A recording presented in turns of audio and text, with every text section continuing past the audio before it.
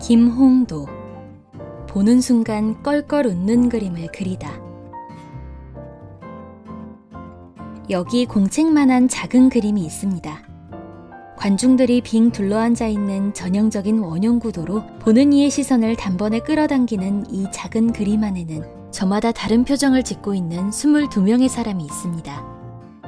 가는 붓을 가지고 그저 살짝 눌러준 것뿐이지만 사람들의 눈빛은 제각각이네요.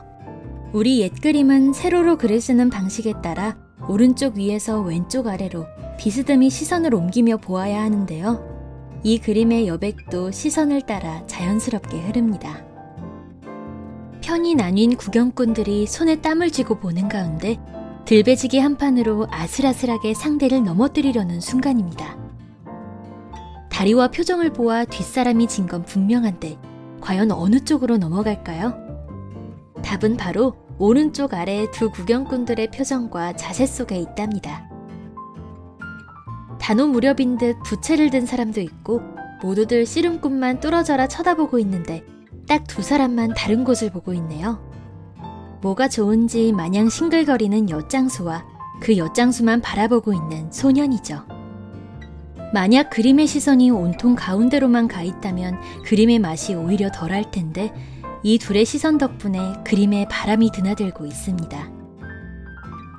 위에서 내려다보는 시선으로 구경꾼들을 그리면서도 씨름꾼들은 정면에서 보는 시점으로 그려서 바로 앞에서 씨름 구경을 하는 것처럼 실감나는 이 그림은 보물 527호인 단원 풍속도첩 속에 들어있습니다. 지금은 풍속화라고 부르지만 조선시대 사대부들은 속된 것이라는 의미로 속화라고 불렀습니다. 그러다가 단원 김홍도의 시대로 들어와서 서민은 물론 임금까지 사랑하는 장르가 되었죠. 그래서 도화서 화원 중에서도 최고인 차비대령 화원을 뽑는 시험에 속화가 포함되고 보는 순간 내가 껄껄 웃을 수 있는 그림을 그려라 라는 문제를 정조임금이 출제하기도 했답니다. 김홍도가 대략 30대 중반에 그린 것으로 추정되는 단원 풍속도첩은 빠르고 힘찬 필선으로 그려낸 생동감 있는 인물 묘사와 역동적이고 극적인 화면 구성이 돋보입니다. 관중들의 표정만 봐도 누구를 응원하는지 알아차릴 수 있고 울고 있는 아이와 훈장님의 난감한 표정, 사내를 똑바로 쳐다보지 못하는 젊은 안악의 표정, 새참 먹는 사람들을 그저 바라볼 수밖에 없는 개의 표정까지 보고 있으면 저절로 미소가 지어집니다. 무동에서는 악사들의 신명나는 풍악 소리가 들리는 것 같죠? 김홍도 이전 윤두서, 조영석, 강희연 등이 그린 풍속화들이 관찰자의 시선으로 인물을 바라보듯 다소 경직되게 그렸다면 단원의 풍속화는 스냅 사진을 찍은 것처럼 순간을 생생하게 포착해내고 있습니다. 서유구가 임원 경제지에서 김홍도가 여염의 일상 풍속을 그렸는데 부녀자와 어린아이 중에 한 번 보면 모두 턱이 빠지게 웃으니 고금의 화가 중에 없던 일이다 라고 쓸 정도로 정감 넘치는 시선으로 우리네 평범한 사람들의 일상을 그려낸 단원 김홍도. 그렇다면 그의 삶은 어땠을까요? 매화 그림으로 유명했던 우봉 조일용은 호산우회사에서 김홍도는 아름다운 풍채에 도량이 크고 넓어 작은 일에 구애되지 않으므로 사람들이 신성 같다고 하였다고 전합니다. 김홍도의 자화상이 따로 없어서 아쉽지만 37세 때인 1781년 봄, 김홍도가 자신의 집에서 지인들과 모임을 가졌던 것을 기념해 그로부터 3년 후에 그린 단원도에서 그의 풍모를 엿볼 수 있답니다.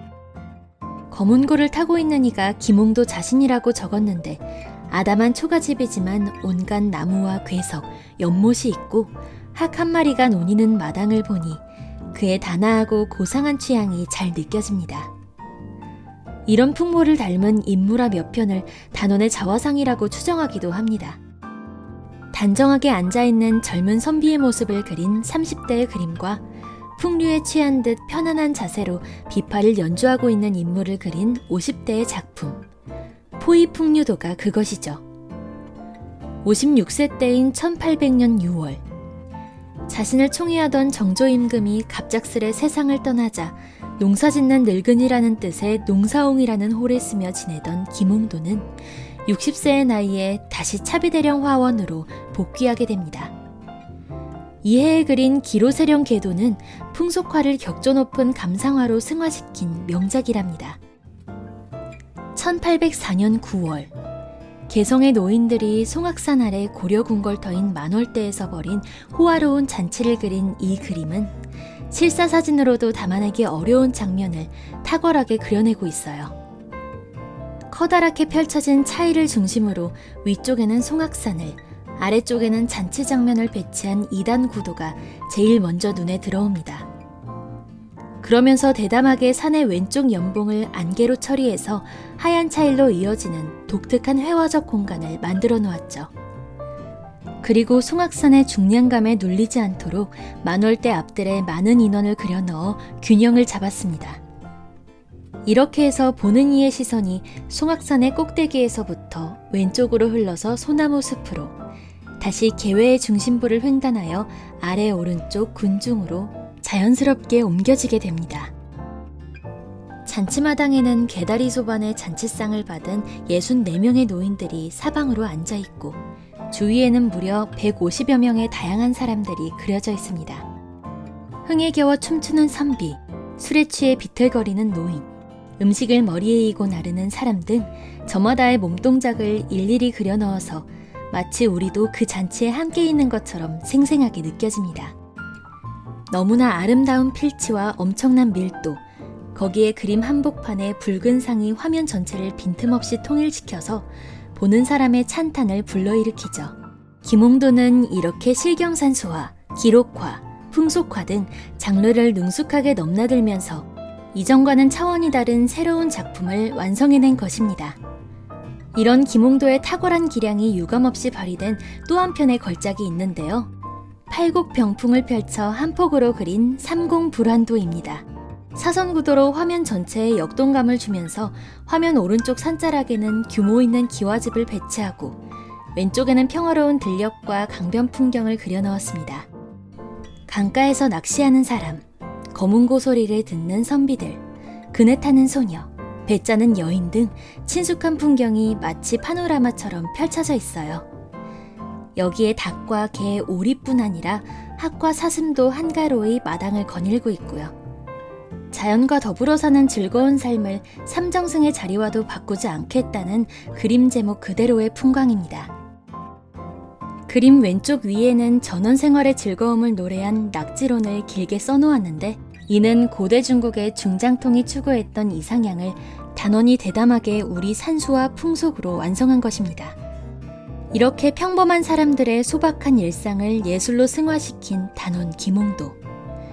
김홍도의 그림이 수백 년이 지난 지금까지도 진한 웃음과 감동을 주는 것은 그가 진심으로 우리 산천과 이웃을 사랑한 화가였기 때문 아닐까요?